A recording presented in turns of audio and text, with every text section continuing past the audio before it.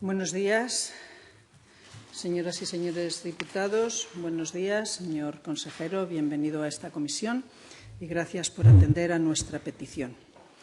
Antes de entrar en el orden del día previsto para hoy, quería informarles de que esta mañana ha tenido entrada en el Registro General de la Cámara escrito del portavoz del Grupo Parlamentario Ciudadanos, por el que comunica la retirada de la proposición no de ley número 9 relativa a la atención de las urgencias de los vecinos de Arce, Oruña y Boo por el swap de los centros de salud de Bezana y Renedo, cuyo debate y votación estaban previstos para la sesión de esta comisión el próximo 8 de octubre y cuyo orden del día queda circunscrito únicamente a una proposición no de ley, la número 37, relativa a la protección del personal sanitario frente a agresiones, presentada por el Grupo Parlamentario Ciudadanos. Si les parece, una vez que hayamos concluido con el orden del día de esta sesión, pasamos a debatir esta cuestión para plantearles cómo podemos resolver esta situación. ¿De acuerdo? Muy bien. Señora secretaria, si es tan amable, nos lee el primer punto del orden del día. Pregunta número 83, relativa a valoración de la incidencia y evolución de brotes y nuevos casos de infección por SARS-CoV-2, presentada por don César Pascual Fernández, del Grupo Parlamentario Popular. Muchas gracias. El debate de las preguntas en comisión se desarrolla conforme a lo previsto en el artículo 171.2 en relación al 169.1 del reglamento, correspondiendo a un debate de 15 minutos, de los cuales 10 se reparten a partes iguales para la formulación y la contestación de la pregunta y 5 para los turnos de réplica y dúplica. Tiene la palabra para formular la pregunta el señor Pascual Fernández por un tiempo máximo de 5 minutos.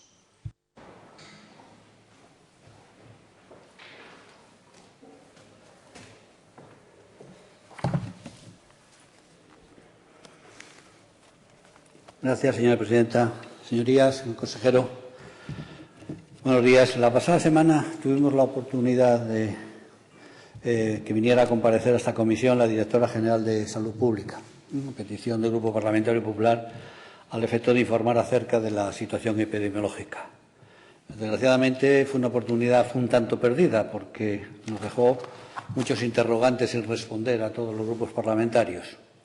Esperamos que el consejero ahora nos pueda ofrecer una valoración más exhaustiva y más precisa, más allá de limitarse a dar datos. Los datos son importantes, pero nosotros queremos también saber la valoración que hace de los mismos el máximo responsable de la salud de los ciudadanos de Cantabria. Porque la directora general de Salud Pública el martes pasado no nos aclaró casi nada de lo que le preguntamos. Nos dio datos y muchas explicaciones acerca de lo sucedido en Santoña, en la mobiliaria, y se lo agradecemos, pero nos quedamos sin saber muchas más cosas que le habíamos preguntado. Aún no hemos llegado, según su opinión, la directora general de Salud Pública, al pico de esta segunda oleada, y aunque los datos parece que son un poquito más optimistas, tras reducirse la movilidad vacacional, son un poco más alentadores, les decía, pero lo cierto es que el virus sigue muy presente en nuestra región. Por eso es tan importante esta comparecencia. Por tanto, queríamos saber su opinión acerca de la evolución, acerca de el hecho de que los contagios estén más o menos contenidos y una línea quebrada, que suben y bajan, pero parece que no sigue la misma línea las hospitalizaciones. Y esto es una cosa que está ocurriendo en todo el país, ¿no? Un poco divergente las dos. Que nos diera su opinión y su valoración. Por otro lado, acaban de anunciar los datos de estos días y, afortunadamente, dan a entender que el nivel del contagio de Cantabria aún es controlable, de lo cual nos alegramos, pero también es cierto que sigue existiendo una alta tasa de contagio de asintomáticos y que el rastreo pues, tiene que ir acompañado de estas medidas de distanciamiento físico. Nosotros no cuestionamos las medidas que se tomaron en Santoña y la inmobiliaria, al contrario, las apoyamos sin fisuras, así como otras medidas que el Gobierno y la Consejería están adoptando. Ahora bien, los ciudadanos se preguntan si esto va a ser suficiente, a pesar de que nuestra situación es mejor que en otras comunidades autónomas, si esto va a ser suficiente, si estamos llegando a tiempo con los rastreos, si son lo suficientemente finos. Y, por otra parte, también quisiéramos saber acerca de si pueden significar algún cambio en las estrategias de la Consejería el hecho de que el Centro para el Control y Prevención de Enfermedades, el CDI, norteamericano, ya haya reconocido que los aerosoles son la principal vía de propagación y alertando del peligro de los espacios interiores, al tiempo que asegura que la propagación por contacto no parece ser la forma principal y, por tanto, no tiene tanta relevancia en los contagios. Lo mismo que la OMS. Y esto, pues, sumado a las evidencias que aparecen confirmando la existencia de supercontagiadores, de personas que especialmente son supercontagiadores, donde se aprecia que el 20% de los afectados pueden llegar a producir el 80% de los casos secundarios, si eso modifica o puede modificar la estrategia que en Cantabria se ha venido haciendo en cuanto al estudio precoz de brotes y prevención. Si habría que centrarse en buscar ese porcentaje de casos que han estado en eventos con mucha gente, que es donde parece que en sitios cerrados y sin ventilación adecuada, que son los que disparan las estadísticas, y actuar muy rápido en los individuos, porque las primeras fases de contacto son las importantes. Si debiéramos, por tanto, priorizar cuarentenas inmediatas, dado que el periodo de transmisibilidad del virus es de 1 o 2 días y donde la carga viral es más alta, y, por tanto, sería muy importante. Y dado que esto suele suceder justo antes del inicio de los síntomas, unos 4 días, pues parecería lógico apostar por esta prioridad. Ello sin prejuicio de que se sigan identificando los contagios estrechos de las personas que hayan estado sin mascarilla a menos de 2 metros durante más de 15 minutos. Y por todo ello, pues nos preguntamos al consejero cómo valora el Gobierno de Cantabria la incidencia, la evolución de los brotes y la aparición de nuevos casos de infección COVID en Cantabria. Muchas gracias. Muchas gracias, señor Pascual. Por tiempo de 5 minutos tiene la palabra el señor consejero para responder.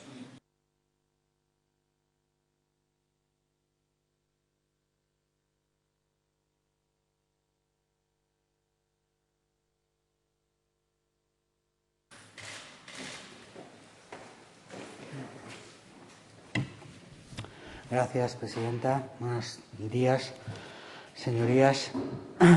Bueno, con respecto a esta primera pregunta que me hace el representante del Partido Popular, bueno, pues después de la semana 31, claro, la pregunta se hizo en agosto, está un poco desfasada, pero le voy a dar en todo caso la evolución que hemos tenido. No solamente los datos, sino un poco lo que planteaba de por dónde creemos que debemos de seguir.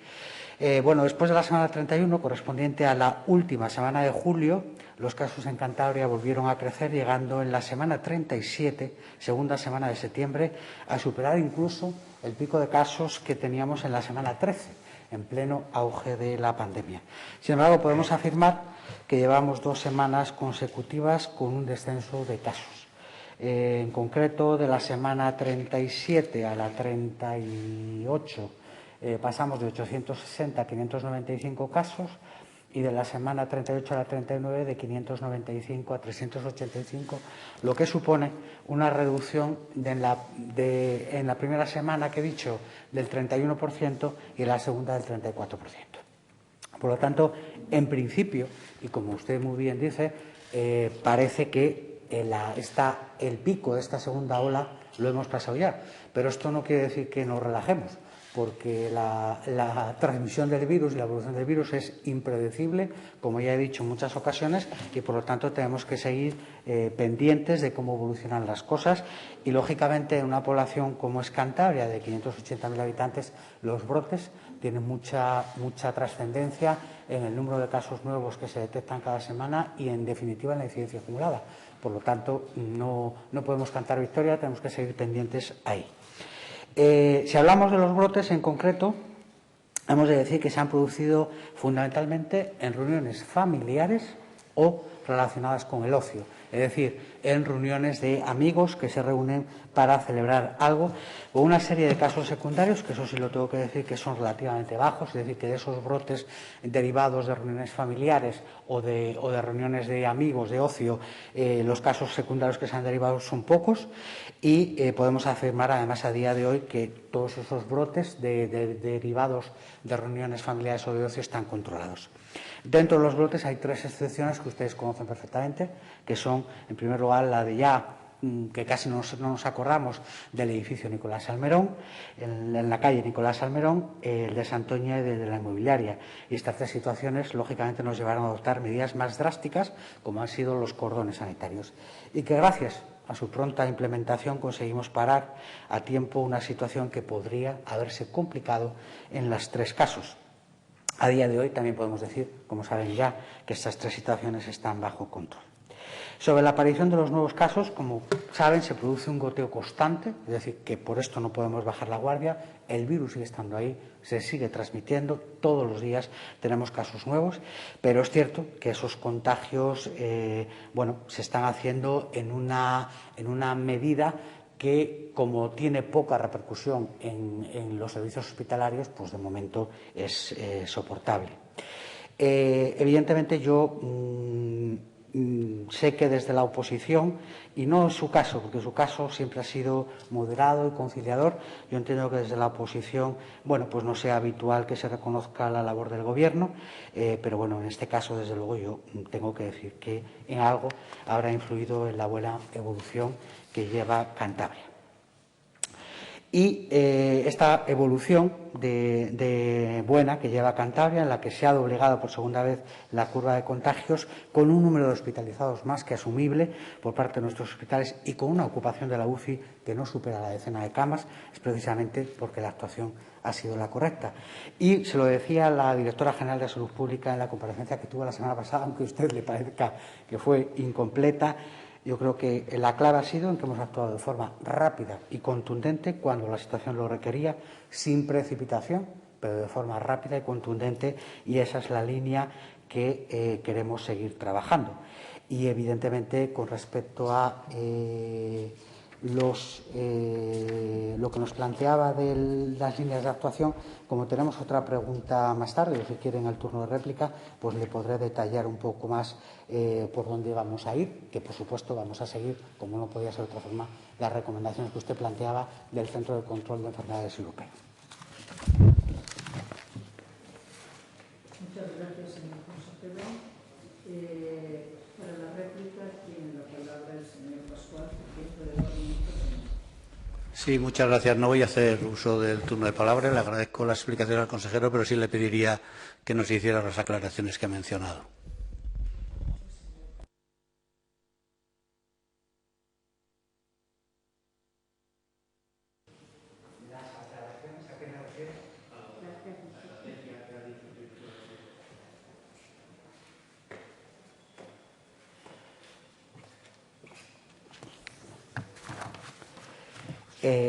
Pues desde luego en esa estrategia, siguiendo las indicaciones del Centro de Control de Enfermedades Europeo, va a ser fundamental la labor de identificación y seguimiento de contactos. En esta labor es fundamental el trabajo de los rastreadores. De hecho,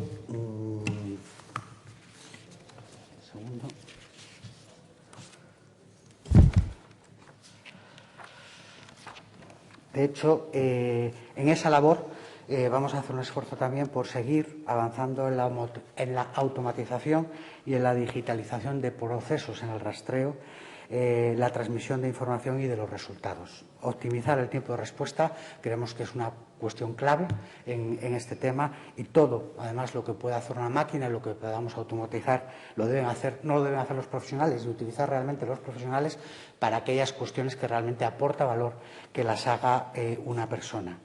Y vamos a trabajar también mucho en el tema de continuar desarrollando los protocolos de respuesta ante situaciones que puedan llevar un riesgo sanitario. En la línea de lo que usted decía, estar muy pendientes de los indicadores de todas las zonas, la identificación de eventos superdiseminadores, la identificación de brotes y de transmisión comunitaria. Esas son una clave para nosotros. Cada vez vamos teniendo además más experiencia en la gestión de estas situaciones y eso nos permite que la organización vaya avanzando en los protocolos. Por ejemplo, en el edificio Nicolás Salmerón tardamos 18 horas en montar un punto de control.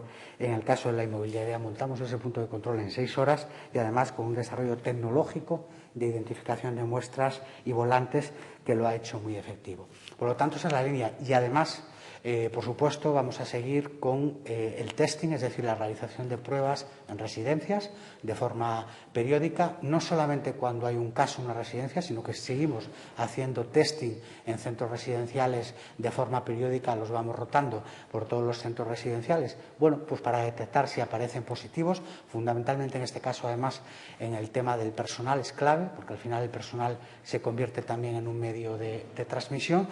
Y en algunos casos, como hemos hecho en la inmobiliaria, pues en determinadas situaciones haremos también test generalizados a la población en un barrio, en un pueblo o en donde sea necesario.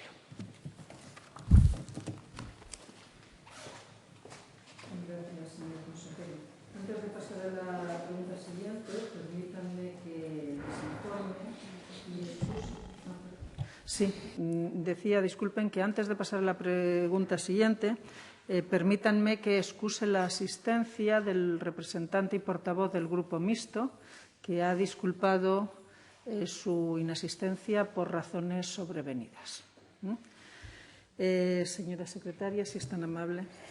Pregunta número 84, relativa a valoración de la atención domiciliaria durante la epidemia por SARS-CoV-2, presentada por don César Pascual Fernández, del Grupo Parlamentario Popular.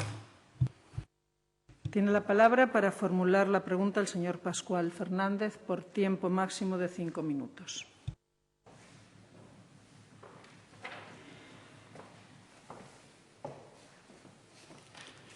Gracias, señora presidenta.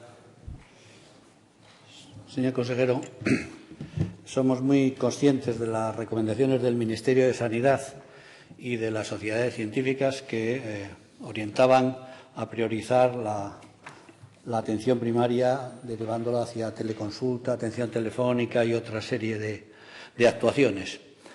Y respecto a la atención domiciliaria, que es el objeto de la pregunta, el problema es que la atención domiciliaria, dada el trabajo que tuvieron que hacer los médicos de atención primaria y luego la llegada del verano, nos consta que han habido muchas personas que han estado esperando mucho tiempo, demasiado tiempo, a ser atendidas en sus domicilios y que, desde nuestro punto de vista y a la vista de los datos existentes, la atención domiciliaria ha sido la que mayor ajuste ha sufrido por la atención primaria en esta crisis, dentro de todo lo que han tenido que hacer. No ha podido ser prestada por una atención primaria que ha estado muy mermada, y que los profesionales de atención primaria no podían hacer otra cosa que, más allá de diagnósticos clínicos vinculados a la pandemia y al COVID, y si había que hacer una PCR, una prueba diagnóstica, pues y no tanto en salir a domicilios o poder hacer la atención de todos los avisos que tenía. Ha habido tiempos de espera en domicilios que no se pueden asumir y las circunstancias por el verano pues no han mejorado. Esperamos que ahora, a partir de ahora, con el fin de las vacaciones de los profesionales, podamos recuperar gran parte de esta actividad. Y yo creo que ustedes tienen que hacer una revisión y una valoración de qué es lo que ha pasado, porque hay tiempos, insisto, inasumibles, y además porque entendemos que no solo con la llegada del invierno, sino derivado de no haber podido atender correctamente a los pacientes crónicos, las necesidades de atención domiciliaria se van a incrementar. Se va a incrementar y la presión a la que van a estar sometidos los centros de salud con la atención domiciliaria va a ser más importantes. Entendemos que tras este periodo vacacional, pues a pesar de todo habrá que seguir aumentando los refuerzos de atención domiciliaria de los equipos de soporte y habrá que atender a toda esta serie de pacientes crónicos que no pueden desplazarse por su dependencia, por su discapacidad, por los problemas inherentes a su enfermedad, no pueden desplazarse a los centros de salud y habrá que reducir los tiempos de respuesta. Sabemos que el mayor elemento de transformación de los sistemas de salud y la atención primaria a nivel internacional es la evolución hacia sistemas que presten una atención más integrada, perdiendo más relevancia asistencial, digamos, el hospital para pasar al domicilio, que es a lo que se orienta, y superando las tradicionales barreras entre niveles asistenciales. Y por ahí va nuestra pregunta también. En muchos países se está poniendo ya en foco en alternativas que ofrezcan modificar la oferta actual de servicios fragmentados y atribuyendo competencias profesionales distintas a otros profesionales de lo que están haciendo ahora. Y que esto no, visto la orientación y la capacidad de profesionales que vamos a tener en nuestro país, esto no es una opción.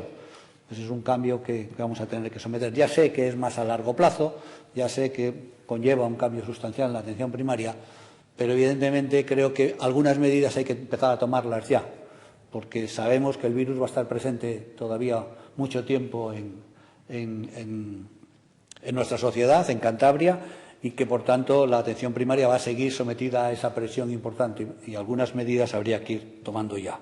Por tanto, la pregunta es cómo valora el Gobierno la atención que se está dando a los domicilios durante la epidemia, y ya sé que ve con algo de retraso, pero sí que me gustaría que me hablase algo de futuro, porque la pregunta fue formulada en su momento, aunque la situación no ha cambiado demasiado desde mi punto de vista. Muchas gracias. Muchas gracias, señor Pascual. Tiene la palabra el señor consejero para responder por un tiempo de 5 minutos.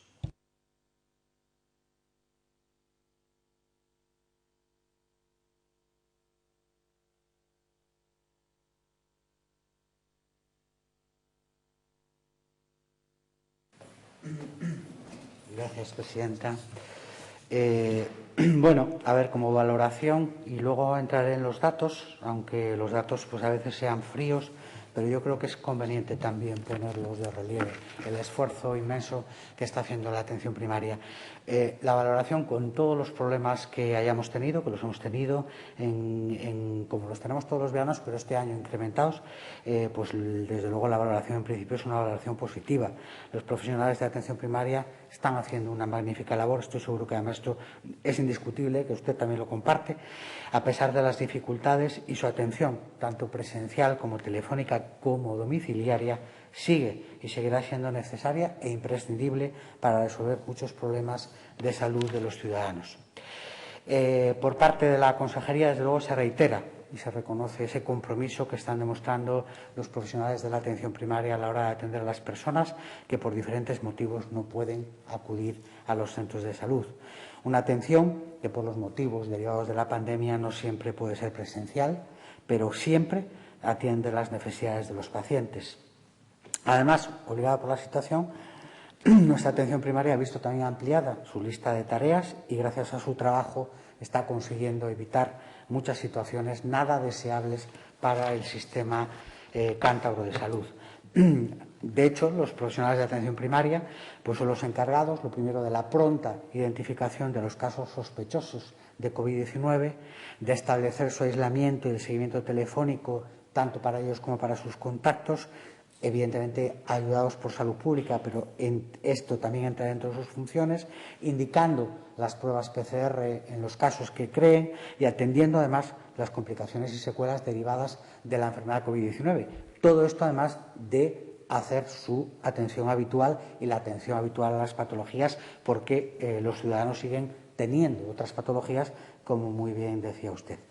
De esta manera, bueno, esa actividad que están haciendo, esa sobrecarga de trabajo que tienen, también es cierto que hay que reconocerles que gracias a ese trabajo que están haciendo, están evitando también que muchos casos leves e incluso moderados lleguen a los hospitales y colapsen las urgencias de los hospitales. Por lo tanto, la labor que están haciendo es fundamental.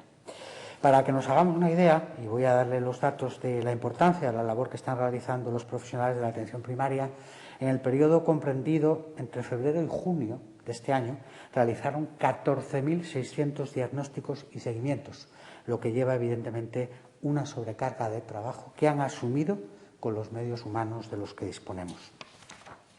Otro dato importante, para que nos hagamos un poco de la idea de lo que está ocurriendo en la atención primaria, porque A veces nos llega la sensación de los profesionales y la sensación que tenemos nosotros también desde el ámbito de la gestión de que muchos ciudadanos pueden pensar que la atención primaria no está cumpliendo con sus obligaciones, y lo está cumpliendo. De hecho, mire, el número de citas que se han pedido a los médicos de familia y pediatras de atención primaria durante los meses de junio y julio de este año ha alcanzado la cifra de 474.576, casi medio millón de citas solicitadas a los médicos de familia y pediatras de atención primaria, frente a las 180.280 del mismo periodo del año anterior.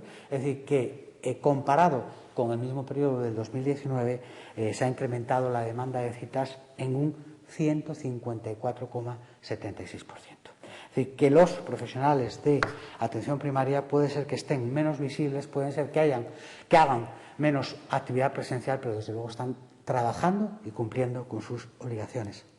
Como digo, señorías, una situación complicada, como es la estival, con las consabidas reducciones de plantilla derivadas de las vacaciones, que se producen todos los años, pero con una doble complicación, que es la falta de profesionales para poder sustituir a los que se van, bien sea por vacaciones o por otras circunstancias, y con una triple complicación, que es la derivada de la situación del COVID-19. La labor que está desarrollando la atención primaria es más que destacable y, por tanto, la valoración que hace este Gobierno, este consejero, desde luego es positiva. Y no podemos caer en la simpleza, no hay soluciones fáciles para situaciones complejas, y usted sabe perfectamente que esta situación no es exclusiva de Cantabria. Esta situación, estamos todas las comunidades con los mismos problemas y con las mismas dificultades. Es cierto, como usted bien decía, que lo previsible es que a partir del mes de octubre, cuando se reincorporen todas las plantillas, mejore sustancialmente la situación. Pero, como bien decía también, eso no es suficiente. Y en lo que sí que, a pesar de que comparto con usted el objetivo de que hay que hacer cosas, lo que yo tengo muchas dudas es de que eso lo podamos hacer desde el ámbito autonómico. Desde el ámbito autonómico podremos tomar medidas concretas que mejoren parcialmente la situación, pero no vamos a producir el gran paso que tendríamos que dar, que es una reformulación clara de la atención primaria. Y aquí no puedo más que recurrir a decir que hay una estrategia de reformulación de la atención primaria de todo el Sistema Nacional de Salud que inició el Ministerio en la etapa anterior y que yo espero, y en esa medida se lo hemos pedido al Ministro en el último Consejo Interterritorial, todos los consejeros, porque esta situación, vuelvo a repetir, no es solo de Cantabria, es de todas las comunidades autónomas, le hemos pedido que retomemos otra vez esa estrategia, que hagamos las aportaciones que haya que hacer desde las sociedades científicas, desde los ámbitos, desde las organizaciones sindicales, desde la Administración, pero que retomemos esa estrategia, porque incluso en lo que usted planteaba, en la redefinición de funciones de las categorías profesionales, no puede ser una estrategia autonómica, tiene que ser una estrategia a nivel de todo el Sistema Nacional de Salud. Gracias, señor consejero. Para el periodo de réplica tiene el señor Pascual tiempo de 2 minutos. Sí, dos cuestiones simples, nada más. Ha mencionado que la COVID-19 ha supuesto un incremento de demanda fundamental y de una intensidad increíble para unos equipos que ya venían de haber pasado una pandemia con una sobrecarga de trabajo muy importante, y para unos equipos que estaban mermados por las vacaciones del personal, por un lado, y también por la limitación de profesionales que al encontrarse en una situación de riesgo han dejado la actividad clínica, que soy consciente que también eso está influyendo en los centros. Y efectivamente este incremento de demanda yo creo que va a seguir siendo la tónica habitual en los centros de salud. Y es que no me ha hablado, no me ha hecho una mención a la atención domiciliaria, que era por lo que yo a mí me comparto lo que ha dicho, pero sí creo que en tanto en cuanto se desarrolla la estrategia de atención primaria, que como todas las estrategias nacionales llevan su tiempo, y el Consejo Interterritorial no destaca por ser muy ágil en llevar a cabo las estrategias, pero las comunidades autónomas sí que tendrán que tomar medidas. Ya sé que no será la gran solución, que va más allá de lo que nos pueda competir a nosotros, pero algunas comunidades autónomas están pactando ya con los profesionales y con los agentes sociales medidas de, entre comillas, reforma de la atención primaria a nivel local, a nivel comunidad, donde algunas de ellas apuestan claramente por la atención domiciliaria. Y un poco la orientación de por dónde iba mi pregunta, nada más. Muchas gracias.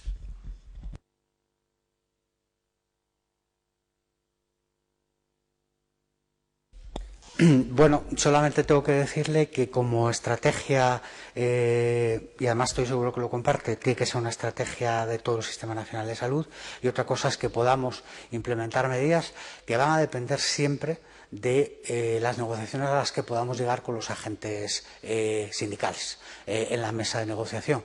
Y bueno, habrá que ver, yo, bueno, quiero verlo porque lógicamente ahí luego cada colectivo es muy reacio a hacer concesiones hacia el conjunto y eso es lo que tendremos que ver cómo conseguimos hacerlo. Muchas gracias, señor consejero. Señora secretaria, por favor, si es tan amable. Pregunta número 85, relativa al protocolo de prevención y actuación frente a cualquier tipo de acoso en el trabajo de las instituciones sanitarias del Servicio Cántaro de Salud, presentada por don César Pascual Fernández, del Grupo Parlamentario Popular. Muchas gracias. Tiene la palabra para formular la pregunta el señor Pascual Fernández por un tiempo de 5 minutos.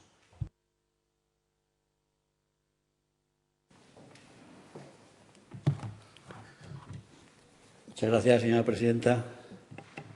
Señor consejero,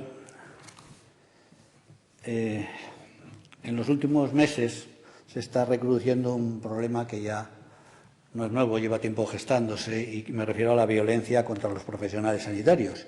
Y está derivando en un problema que me consta que tanto la Consejería, en colaboración con los colegios profesionales y otras administraciones, están tratando de encontrar soluciones eficaces, aunque reconozco las dificultades que llevan su prevención. Pero eso son preocupantes determinados mensajes que, como consecuencia de la pandemia, pues están apareciendo en las redes sociales, entre la ciudadanía, que se producen acusando a los profesionales de sanidad de algo que han demostrado con creces, su profesionalidad, de carecer de profesionalidad cuando es lo que han demostrado en esta pandemia. Pero eso no es lo que planteamos en este momento.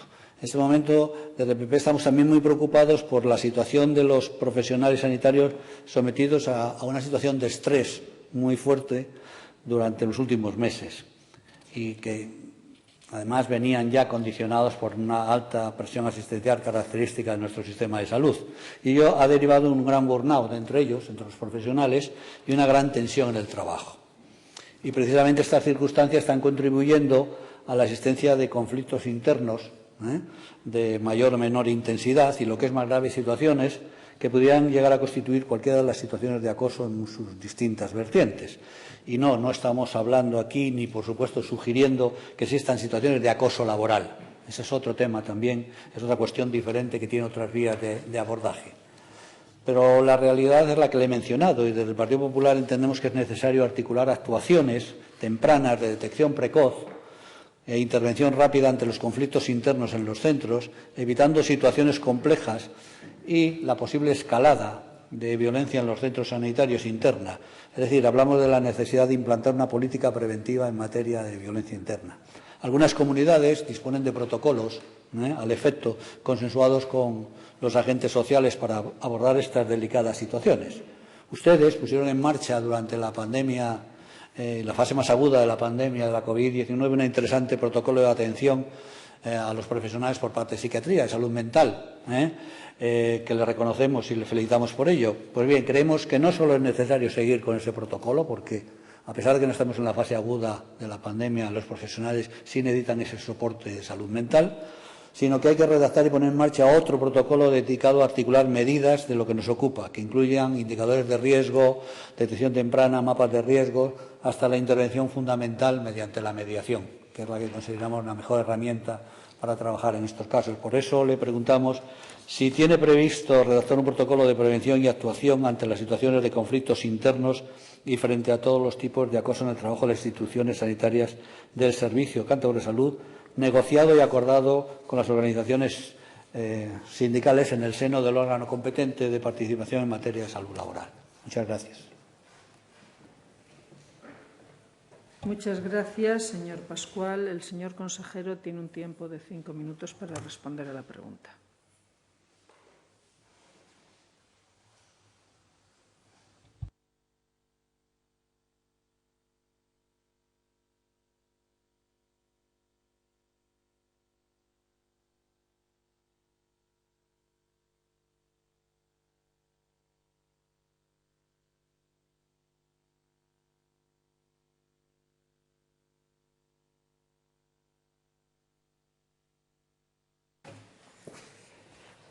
Bueno, pues gracias, presidenta. La respuesta no puede ser más que sí, es obvia.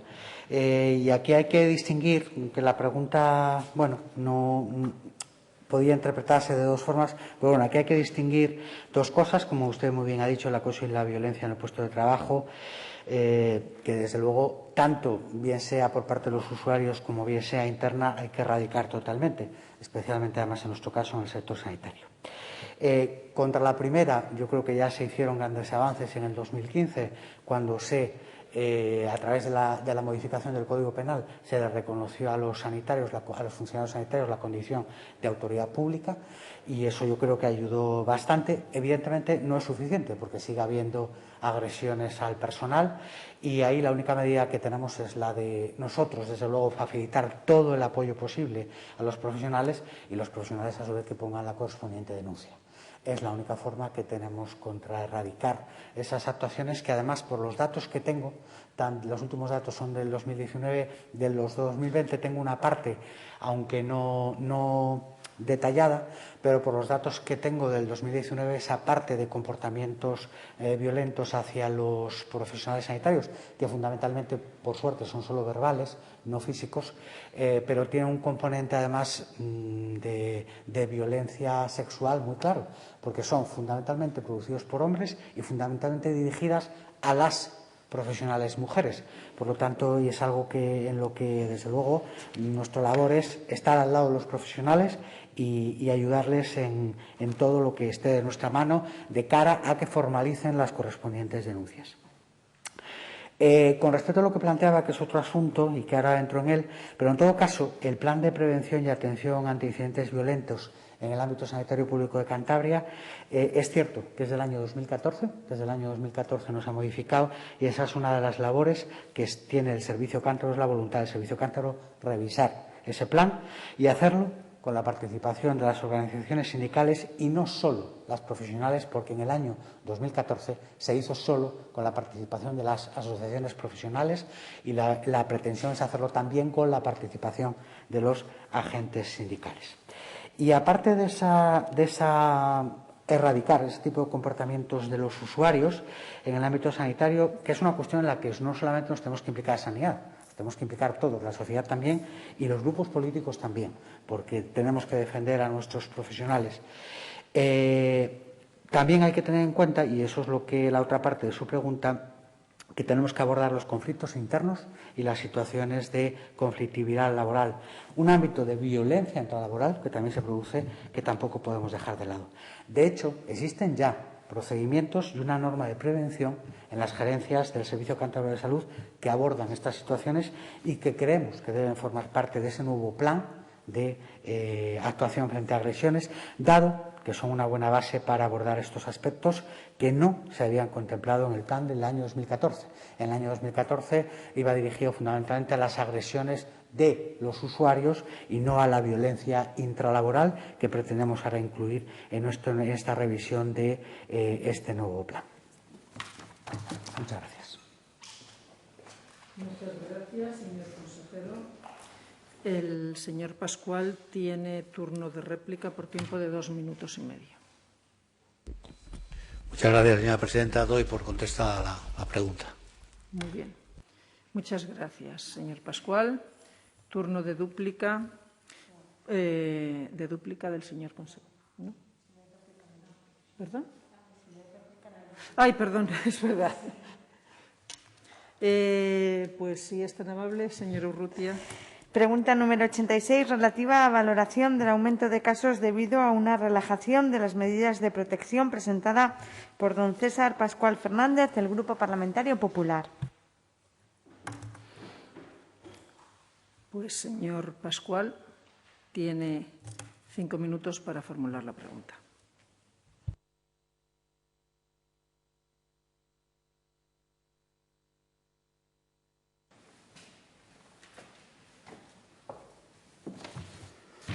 Muchas gracias, señora presidenta. Señor consejero, como usted muy bien ha señalado antes, el Centro Europeo para el Control y Prevención de Enfermedades ya alertó acerca del contagio en actividades relacionadas con el ocio nocturno y la relajación del distanciamiento. El aumento de casos no es solo un problema español, es un quebradero de cabeza para todos los países del viejo continente, y que ha alertado el Centro de Control que se debe a la relajación fundamentalmente del distanciamiento físico. Algunas comunidades autónomas en nuestro país han tomado medidas y han hecho sus consejeros, incluso sus presidentes, lo mismo que aquí, mención reiterada a la necesidad de seguir manteniendo este distanciamiento y a la inexplicable relajación que es la causa de los aumentos de los contagios, y solicitan la colaboración de los ciudadanos.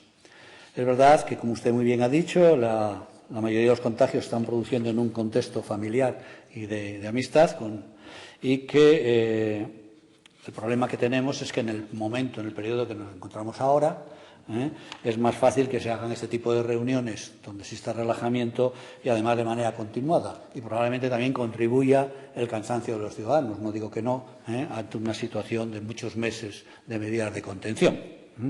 La directora general de Salud Pública aludía a ello en su comparecencia el pasado martes y mostraba su preocupación porque en Cantabria la mayoría de los contagios se producían en contexto familiar, donde textualmente dijo que había relajación de las medidas de prevención. Sin embargo, parece que con los datos actuales el elemento crucial se centra más en los locales cerrados mal ventilados, según las informaciones reportadas en distintos estudios, y de alguna manera pues puede contradecir el discurso en relación a los conocidos botellones. Y, por tanto, siendo conocedor de que nadie tiene aún una respuesta definitiva, le preguntamos cómo valora el Gobierno el aumento de casos debido a la relajación de las medidas de protección individual, especialmente en jóvenes vinculados a actividades en el exterior o de interior, en las que no se respetan las distancias, se habla en voz alta y se consume alcohol. Y ya sé que la pregunta viene formulada hace 2 meses, pero bueno, su valoración siempre será bienvenida. Muchas gracias. Muchas gracias, señor Pascual. Responde el señor consejero por un tiempo máximo de 5 minutos.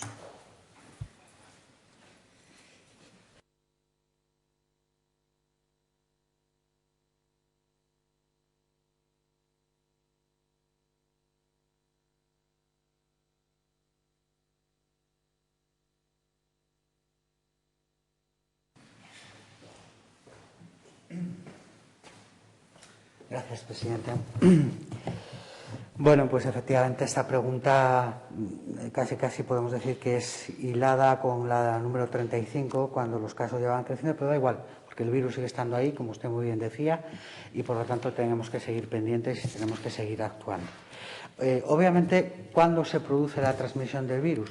Bueno, en los casos intrafamiliares, pero que eso entendemos que son difíciles de controlar, porque lógicamente cuando uno está con las personas con las que convive, pues tiende lógicamente a relajar las medidas y es muy difícil además que sea de otra forma. Pero lo que sí que tenemos que evitar son las cosas que son evitables. Uno no puede evitar convivir con las personas que viven en la misma casa, pero sí que puede evitar hacer reuniones familiares en las que vengan personas que no conviven, o sí que puede evitar hacer tipo cenas y esa, que tenemos muchos casos, no solo intrafamiliares, sino de cenas de amigos, de cenas de compañeros de trabajo, etcétera, etcétera. Por lo tanto, ahí es donde se está produciendo ahora mismo el gran foco de transmisión y es porque se relajan las medidas de protección individual. En concreto, le voy a dar los datos con el análisis ya de esta última semana, de la semana pasada, pues hay un cambio claro, ya lo he dicho en alguna otra ocasión, pero hay un cambio claro con respecto a los grupos etarios, a los grupos de edad que están afectados por la pandemia. Hasta el 13 de julio, pues los grupos fundamentalmente se situaban de 45 años para arriba y ahora evidentemente eso ha evolucionado y es sobre todo llamativo que en el grupo de 0 a 15 antes era un 1% y ahora es un 13%. Y en todo caso el grupo más numeroso, que supone un 23%, es el de los 30 a los 45 años, seguido muy de cerca por los grupos de 15 a 30, que es un 21, y de 45 a 60, que es otro 21. Por lo tanto, está claro que en esta segunda oleada, fundamentalmente, las personas que se afectan son las más jóvenes. Por suerte, los más mayores en este momento, los mayores de 90, solo es un 1% y de 75 a 90 es un 7%. Por suerte, digo, ahora mismo los mayores, posiblemente porque sean los que mejor cumplen las medidas de prevención, están menos afectados y eso nos viene muy bien porque la gente mayor es la que fundamentalmente, luego, como muy bien sabe usted, tiene repercusiones que pueden llevar al ingreso hospitalario. Evidentemente, porque la explicación que nosotros le damos o que le dan los técnicos de salud pública de la Consejería a este tema, a estos rangos de edad en los que fundamentalmente se están produciendo las infecciones, es porque son los rangos de edad donde más socialización se produce y donde socializan pues es fundamentalmente o en reuniones o incluso en los establecimientos donde se permite, donde está el uso de la bebida y la comida, que es donde permitimos que la gente no lleve mascarilla. Y evidentemente, si añadimos a ese hecho de que ahí se permite el uso de una mascarilla con que se habla en voz alta, que se proyectan las gotas de flujo a mucha mayor distancia, que se generan aerosoles, como usted decía antes, pues bueno, y que no se respeta el distanciamiento interpersonal, porque eso es otra cosa que tenemos que pensar. Yo creo que eso no hemos sido capaces, el error es nuestro, no es de la población, pero no hemos sido capaces de transmitirle a la población que cuando se sientan en una mesa, en un restaurante, en un bar, también tienen que respetar la distancia interpersonal si no son convivientes, porque no hace falta ir muy lejos, hace falta ir a cualquier cafetería o a cualquier terraza y se ve que personas que no son convivientes están a menos de 1 metro de distancia. Si hay alguna de esas personas que están en una mesa, alrededor de una mesa, con menos de 1 metro de distancia, alguna de ellas es positiva, desde luego todos los que están en la mesa tienen una probabilidad altísima, como usted sabe, de ser positivos al poco tiempo. Y eso es algo que es un mensaje que no hemos llegado a calar en la población, pero que tenemos que hacerlo, porque esos escenarios son los escenarios proclives a que se produzca la transmisión y, por lo tanto, ahí tenemos que incidir. Y bueno, no hemos hecho lo suficiente, seguro. También es cierto que, como usted también bien sabe, por su dedicación laboral, el llegar a las poblaciones más jóvenes en el ámbito de la salud pública, los mensajes de salud pública en poblaciones más jóvenes calan poco. No hemos sido, ningún país ha sido capaces de proponer medidas de salud pública que calen muy bien en la población más joven, me refiero sobre todo a los menores de 20 años. Bueno, tendremos que buscar. Yo creo que tiene que haber herramientas, posiblemente a través de las redes sociales, a través de los medios que ellos utilizan más, intentar que cale el mensaje, porque desde luego, ya digo, no son el grupo de menores de 21 no son los que más contagios tienen, pero bueno, hay un aumento importante con respecto a la etapa anterior. Y a las personas que ya son más adultas, pues tenemos que insistir con el mensaje y ahí la colaboración tiene que ser de todos. Desde luego de sanidad es fundamental, pero también de todas las instituciones y del Parlamento también. Muchas gracias, señor consejero. El señor Pascual tiene turno de réplica por 2 minutos y medio. Sí, no voy a hacer uso del turno de réplica porque hila con la siguiente pregunta y vamos a seguir con el mismo debate. En ese caso, señora Urrutia, si es tan amable. Pregunta número 87, relativa a medidas a adoptar por el Gobierno ante el aumento de casos, presentada por don César Pascual Fernández, del Grupo Parlamentario Popular. Muchas gracias. Señor Pascual, tiene la palabra por tiempo de 5 minutos para formular la pregunta. Gracias, señora presidenta.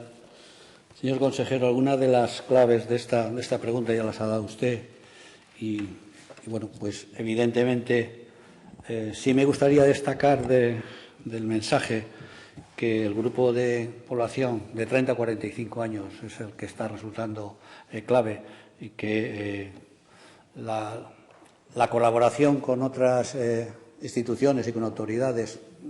Recientemente leí ayer mismo que el Ayuntamiento de Santander denunció 16 fiestas este fin de semana, pero lo que hace falta saber es qué consecuencias va a tener eso, porque si no tiene ninguna consecuencia la ciudadanía seguirá actuando igual.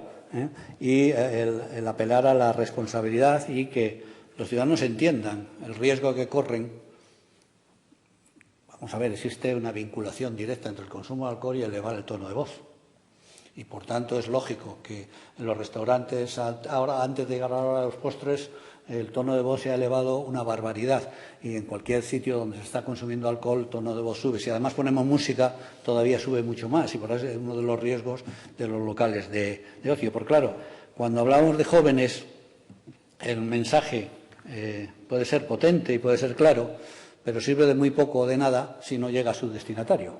Y puede ser muy bueno, y es lo que parece que está pasando con las repetidas llamadas de las autoridades sanitarias y políticos a los jóvenes, para hacerles ver que ellos se han convertido, no son los únicos, y esto es importante resaltarlo, pero son uno de los principales transmisores de los rebrotes del coronavirus. Prohibir los botellones y anunciar cuantiosas multas, cuando ya muchas ciudades lo tienen recogido y además ha demostrado su ineficacia para acabar con el botellón y también su ineficacia como medida preventiva para el coronavirus. Son reuniones que siguen produciéndose en todas las ciudades y que es tremendamente complicado reducir, y vamos años y años hablando de este tema. El principal problema es que el reloj juega en contra y que no valen campañas a largo plazo. Necesitamos campañas a corto plazo, porque esto necesitamos contenerlo lo antes posible y para que a la llegada de la vacuna podamos estar en las mejores condiciones posibles de contención. Y el mensaje tiene que llegar a los jóvenes en horas, y eso ha quedado claro que no se consigue por medios convencionales. Usted lo ha mencionado también. La mayoría de los adolescentes ni leen periódicos, ni están atentos a los informativos de las televisiones, ni ven la página web del Parlamento, ni oyen las ruedas de prensa del consejero. Por tanto, ese no es un canal de comunicación con el cual podamos llegar a los jóvenes. Si queremos llegar hasta ellos para que entiendan los riesgos, hay que ir a los canales que utilizan, sin criminalizar, porque considerarles los únicos culpables de lo que está pasando, como algunas declaraciones uno escucha por ahí, no es precisamente una buena estrategia, si lo que se pretende es que asuman sus responsabilidades. Nunca hay que olvidar de que no todos son unos irresponsables. Por otro lado, también hay muchos grupos de jóvenes conscientes de los riesgos y que se protegen y que están haciéndolo adecuadamente y que pueden servir de referentes. Clásicamente hay tres vías fundamentales para llegar a los jóvenes: las redes, la familia y el ocio nocturno. Y dentro de ellos la principal es el ejemplo. Ha demostrado ser la medida que mejor está obteniendo resultados. Cumplir las normas y las recomendaciones está sujeto siempre al nivel individual, pero, insisto, el ejemplo que puede dar la familia, el ejemplo que pueden dar los responsables de los locales de ocio, el ejemplo que pueden dar los adultos en su comportamiento, como decíamos antes, en los restaurantes o en las cafeterías, son fundamentales.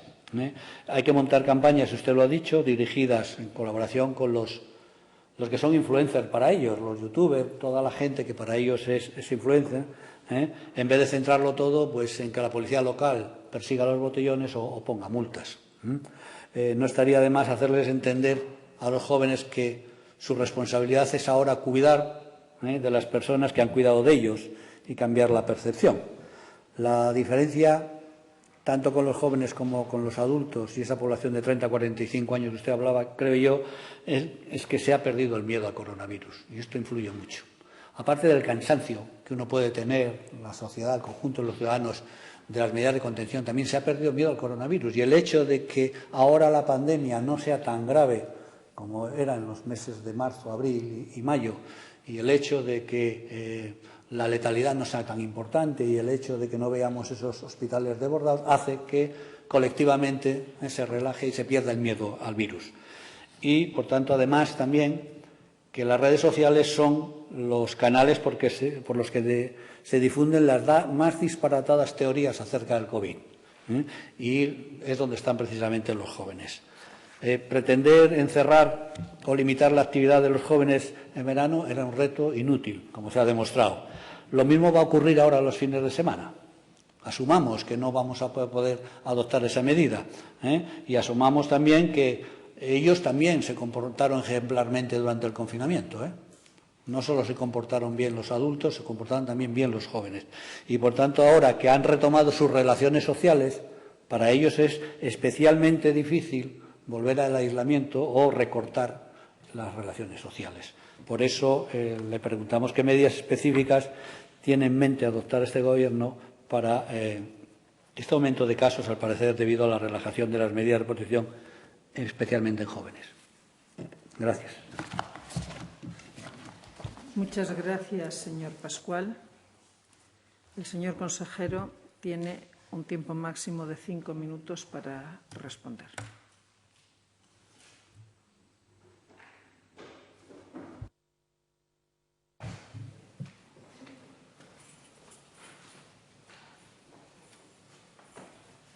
Gracias, presidenta. Bueno, pues en este caso, en esta pregunta, que es, quizá la que más proyección de cara al futuro tenga, aparte de las medidas específicas de control en los diversos ámbitos de actuación, es decir, en las reuniones, en la hostelería, en el deporte, en la cultura, todas esas medidas que están recogidas en la resolución publicada en el BOC el 18 de junio y que tiene ya sus posteriores modificaciones, que ya llevamos 4, que creo que han tenido efectos positivos y han conseguido de momento doblegar la curva de contagios, creo que la pregunta va más bien dirigida a las actuaciones que como consejería y como sistema sanitario vamos a hacer, no tanto las dirigidas a la ciudadanía, aunque lógicamente están absolutamente imbricadas. En este sentido, y como usted planteaba, siguiendo las recomendaciones del Centro de Control de Enfermedades Europeo, lo primero que tenemos que hacer es tener preparados todos los dispositivos sanitarios por si hubiera una nueva oleada. Que yo me gusta ser muy prudente siempre, ya he dicho que hemos mejorado en las 2 últimas semanas, pero no podemos descartar nada. Por lo tanto, los dispositivos sanitarios, tanto lo que se refiere, por supuesto, a la atención primaria está siempre ahí, pero tanto la del área de hospitalización como las UCIs tienen que estar preparadas. Y en ese sentido, pues también quiero recordar que las obras del pabellón 17, que nos va a permitir, del pabellón 17 de Valdecilla, que nos va a permitir ampliar las UCIs, las camas de UCI han empezado ya con un esfuerzo, y quiero destacar el esfuerzo importante que en un año presupuestario muy complicado, como ustedes saben, pues este Gobierno ha hecho esa obra que ya está comenzada. El segundo aspecto es proteger a los trabajadores sanitarios, y la forma de protegerlos no puede ser otra forma que facilitándoles, por supuesto, todos los medios de protección disponibles, pero también vigilando el estricto cumplimiento de los protocolos en el lugar de trabajo. El tercero sería proteger a los individuos más vulnerables, que deben evitar, y esto ahí tienen que poner ellos también mucho de su parte, los individuos más vulnerables, aquellas personas inmunodeprimidas, los mayores con comorbilidades, etcétera, etcétera, tienen que evitar en la medida de lo posible, o todo lo posible, las aglomeraciones de personas, utilizar siempre mascarilla cuando contacten con otras personas y, si fuera necesario, que en este momento no lo es, pero si el nivel de epidemia en un municipio o de forma generalizada fuese muy alto, deberían también restringir su salida de casa, los individuos más vulnerables. Y luego, hasta que no tengamos medidas, en concreto la vacuna, pues las medidas que se llaman medidas no farmacéuticas. Es decir, el uso de la mascarilla, la distancia física, voy a repetir otra vez lo de la distancia física, especialmente en aquellos sitios donde no llevamos mascarilla, la higiene de manos, y si fuese necesario, que no lo descarto, pues tendríamos que empezar ya con otras medidas no farmacéuticas, como son la restricción de aforos, evitar las concentraciones de personas y restringir los movimientos, que es algo que en parte está ya recogido en la resolución del 18 de junio. Pruebas. Bueno, la realización de pruebas es otra estrategia fundamental. Tenemos que continuar haciendo test a todo caso sospechoso o contacto, aunque no tenga síntomas, y ahí es clave. De hecho, como comenté ayer, el 61% de los casos que estamos detectando en Cantabria son asintomáticos. Bueno, eso es buena señal de que estamos llegando a tiempo. Y también tenemos que seguir testando rápidamente los brotes, seguir testando los centros residenciales, como le he comentado, e incluso testar a ámbitos de población general, como hemos hecho en la inmobiliaria. Y en esa estrategia, desde luego, nos ayudarán mucho los nuevos test rápidos que se están comercializando y que ya el Servicio Cántabro de Salud ha hecho los trámites para empezar a adquirirlos, es decir, ya está en contacto con una de las casas comerciales y se van a adquirir. Otro aspecto fundamental en el que tenemos que seguir trabajando, como le comentaba antes, es en la identificación y seguimiento de contactos. Hay la labor fundamental que hacen los rastreadores.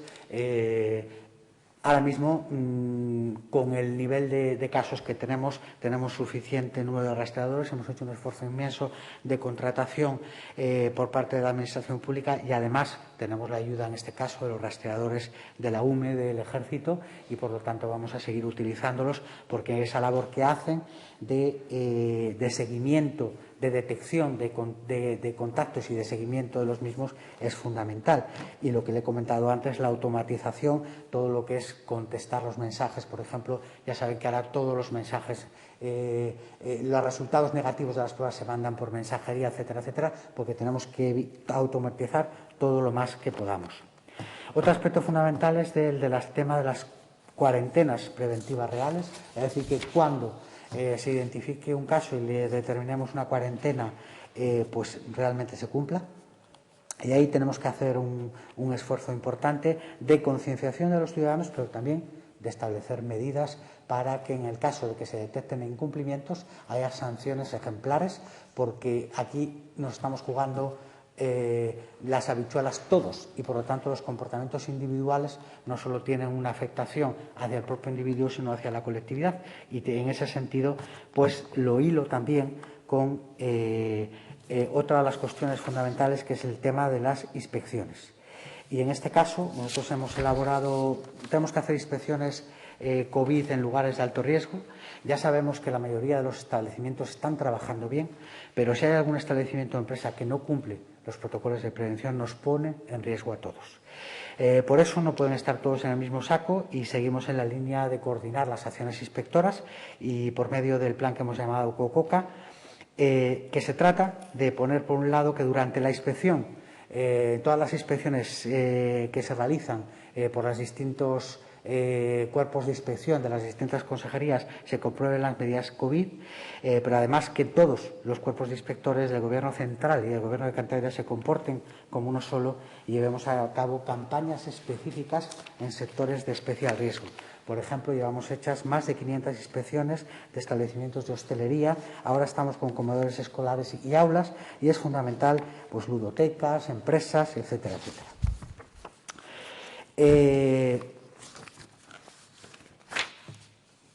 Tenemos también que trabajar, como usted muy bien ha dicho, en completar las labores de coordinación respecto Señor consejero, por favor, vaya acabando. Voy acabando. Mejorar la comunicación en el sentido de combatir las noticias falsas y promover la autorresponsabilidad. La concienciación ciudadana es clave, desde luego, y aunque las medidas son relativamente sencillas, hay aspectos complejos de los protocolos técnicos que nos cuesta aclarar. Por ejemplo, cuando una PCR es negativa, no exime en la cuarentena. Y eso a la población le cuesta mucho entenderlo, y, de hecho, tenemos continuamente problemas porque cuando recomendamos el aislamiento, la primera pregunta que nos hacen es ¿por qué me tengo que aislar si soy negativo? Y es evidentemente porque puede desarrollar la enfermedad más tarde. Y tenemos que trabajar también muy bien en el ámbito de la comunicación, y estamos trabajando con los ayuntamientos, como usted bien sabe, porque es una pieza clave, pero no solo con los ayuntamientos, tenemos que implicar también a los agentes sociales, que también es una pieza clave en este ámbito. Y muchas gracias. Me ha acabado el tiempo. Gracias, señor consejero. Para el turno de réplica, el señor Pascual tiene 2 minutos y medio. Gracias, señora presidenta. Voy a contestar desde el estrado. Consejero, todo lo que nos ha contado me parece muy bien y creo que responde en parte a la pregunta, pero no responde a la parte final de mi pregunta, que me gustaría que en la réplica lo hiciera. Es especialmente los jóvenes. Por mis responsabilidades y trabajo anteriores, estoy en condiciones de poder afirmar que la intervención con jóvenes resulta muy comprometida para los adultos, porque es necesario intervenir en su entorno y en su contexto. Y por eso le preguntaba acerca de esto. Generalmente, por poner un ejemplo, se asocia botellón a uso y abuso de alcohol. Y, sin embargo, lo que está demostrado es que lo más importante... Señor Pascual, disculpe. Perdón, decía, por poner un ejemplo, que resulta que generalmente se asocia botellón al uso y abuso de alcohol, cuando lo que está demostrado es que, sin embargo, lo más importante es que es un espacio crítico de socialización. Por eso muchos de los que van a botellones ni siquiera beben alcohol.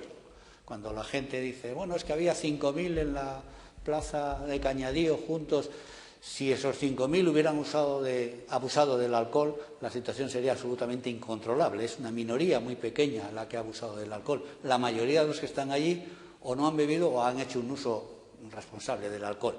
Por tanto, ¿por qué? Porque, insisto, y esto hay que tenerlo en cuenta, hay que reconducir el ocio y la socialización de los más jóvenes hacia conductas responsables, y eso es complicado, insisto, para los adultos y requiere de líderes responsables que hay que localizar y que hay que atraer a nuestra causa. Y esos pueden estar en muchos sitios, pero creo que la comunicación con ellos, y por eso era mi pregunta, la parte final de mi pregunta, qué acciones, especialmente con los más jóvenes, pensaba la consejería hacer. Nada más. Muchas gracias.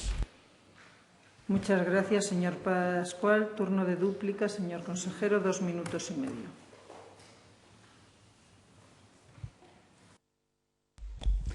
Muy brevemente, porque es que estamos de acuerdo. Es decir, el tema es el cómo conseguirlo, y en ese sentido la Dirección General de Salud Pública está trabajando en una campaña especialmente dirigida a la población más joven, pero es todo un conjunto. Tenemos que seguir insistiendo para transmitir y comunicar los riesgos de forma efectiva a la población. Y hay que desarrollar mecanismos de información efectiva. Hay una saturación de información respecto a este tema. Luego hay grupos de edad que, como usted bien dice, no tienen los canales de comunicación que tenemos normalmente las personas más mayores.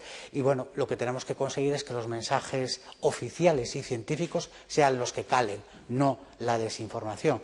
Tenemos que lograr activar esa responsabilidad individual, que se respeten las medidas de control, no por miedo a las sanciones, que también hay que tenerlas, pero sobre todo porque seamos conscientes de que nuestra actitud individual influye en la colectividad, y por ahí posiblemente es por donde haya que llegar a la población más joven. Y como usted muy bien decía, hay que fortalecer la cohesión social y los vínculos entre generaciones, y es muy importante el ejemplo que las personas más adultas demos a los jóvenes. Por lo tanto, bueno, tenemos mucha tarea por delante de concienciación, pero en esto no podemos, la sanidad no puede estar sola.